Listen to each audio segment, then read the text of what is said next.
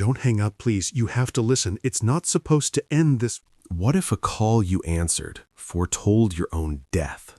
For most dispatchers, the calls that haunt you are the ones you couldn't get to in time. For me, the calls that haunt me are the ones that came from the future. And this is the story of how everything changed.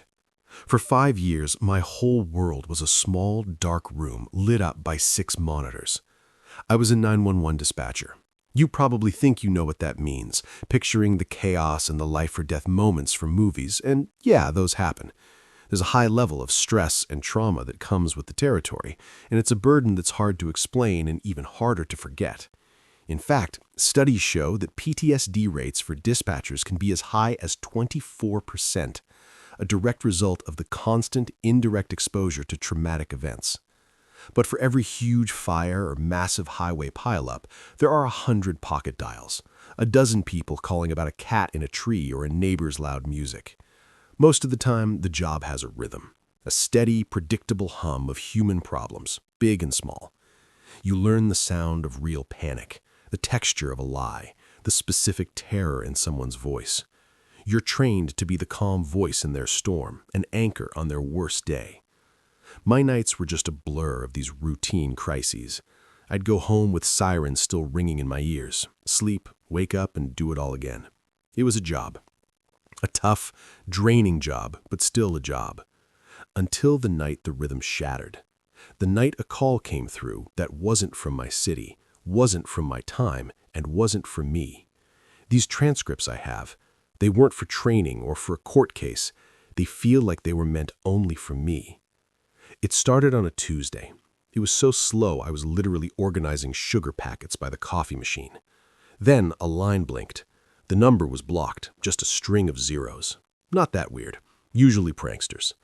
I answered with the standard, 911, what is your emergency? The line crackled with a low static, like an old long-distance call. A man's voice, totally flat and empty, cut through it. He reported a single-car accident on the interstate, just past mile marker 42. A blue sedan, he said, lost control and hit the median. He gave me a license plate. He told me the driver's name was David Miller and that he had a compound fracture of his left femur.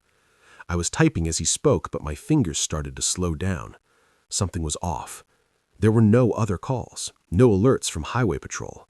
I checked the cameras for that stretch of road, and there was nothing but normal late-night traffic. I asked for his name, for his location. He just ignored me. He repeated the details, his voice like a metronome. David Miller, blue sedan, mile 42. Then he hung up. I logged it as a crank call, but I couldn't shake it. The level of detail was just bizarre. An hour later, my screen blew up. 6 calls all at once. A blue sedan had just spun out on the interstate, right at mile 42. When first responders got there, they found the driver, conscious but in agony. His name was David Miller, and his left femur was shattered. This kind of predictive call is, of course, impossible. Real 911 systems can trace calls through landlines or cell tower data, but they have absolutely no mechanism for receiving information about the future. I just sat there, my blood turning to ice. The transcript of that first call was still on my screen, a glowing monument to something that shouldn't have happened. The details weren't wrong. They were just early. I couldn't eat. I couldn't sleep. The world had tilted on its axis, and I was the only one who knew it. Every call started to feel like a threat. A simple domestic dispute, a fender bender. Was it a prediction? Was I just listening to a recording of a future tragedy? The job I once took pride in now felt like a curse. The third call came a month later. This was the one that broke me. The static filled my headset, but this time there was no calm, detached voice. There was only screaming. A woman's screams, raw and terrified, mixed with the sound of splintering wood and a man shouting. A home invasion.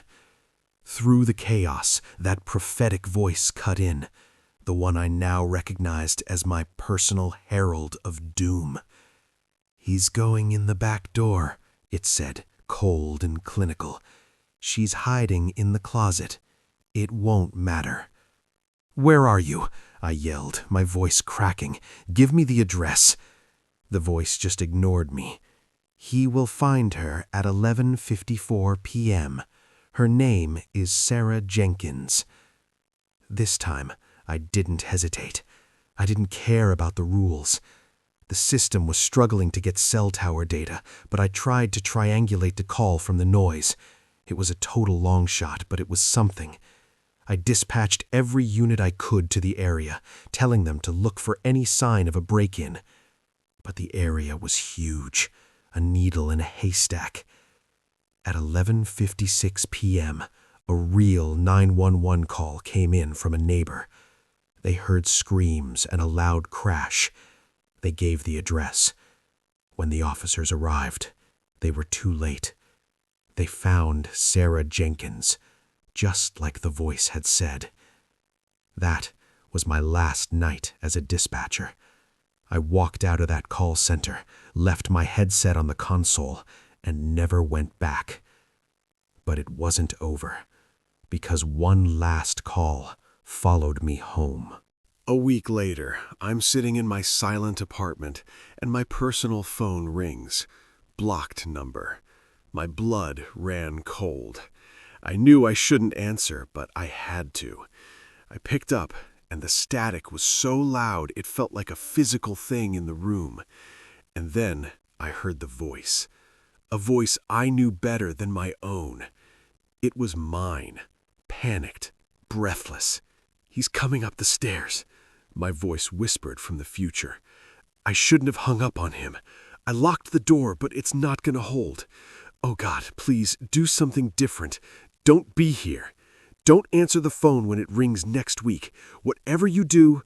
My future self was cut off by the sound of my own front door splintering. A scream, my scream, and then the same deafening silence from the very beginning. The call ended. That was 6 days ago.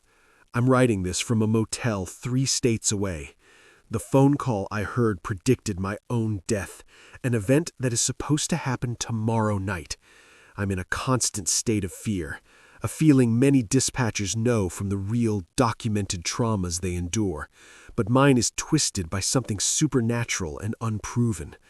I keep reading the transcript of that final call, a perfect, impossible prediction of my own end. I did something different. I ran. But every time the floorboards creak, every time a car door slams outside, I wonder, did I actually break the loop? Or am I just a character in a story that's already written, running toward the final page? I don't have the answers, but it makes me wonder, if you got a call that foretold your own end, what would you do? Would you fight it? Accept it? Let me know your thoughts in the comments.